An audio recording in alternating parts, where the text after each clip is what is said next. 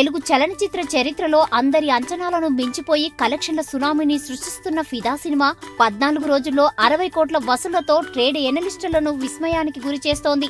చిత్ర విడుదలకు ముందు ఇది శేఖర్ కమ్ముల మూవీ కదా, దీని సత్తా ఏంటో మాకు తెలియదేంటి అంటూ కనుబొమ్మలెగరేసిన వారు ఇప్పుడు 2 వారాల తర్వాత ఫిదా రేంజ్ ఏంటి, దీని కలెక్షన్లు ఎక్కడికి వెళ్లి ఆగబోతున్నాయంటూ జుట్టు పీక్కుంటున్నారు. కేవలం నోటి మాటతో రిపీటెడ్ ఆడియన్స్ ను థియేటర్లోకి రప్పిస్తున్న సినిమా ఈ మధ్య కాలంలో ఫిదా ఒక్కటే కావడం మరీ విశేషం.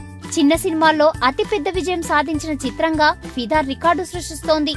2 తెలుగు రాష్ట్రాల్లో సంచలన కలెక్షన్లతో థియేటర్లను దద్దరిల్ల చేస్తున్న ఫిదా సినిమా అతి తక్కువ కాలంలో 60 కోట్ల గ్రాస్ ను వసూలు చేసి 3వ వారంలోకి దూసుకెళ్లింది. అతి తక్కువ సమయంలో ఒక చిన్న సినిమా ఇంత భారీ కలెక్షన్లను వసూలు చేయడం చరిత్రలో నిలిచిపోతుందని భావిస్తున్నారు.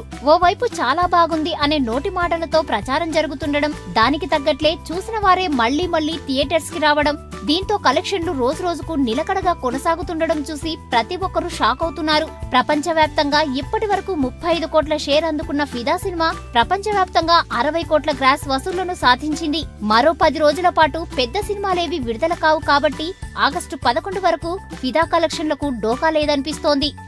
ఇదే విధంగా జోరు కొనసాగితే మొత్తం మీద ఫిదా 80 కోట్ల వరకు కలెక్ట్ చేయగలదని అంచనా వేస్తున్నారు.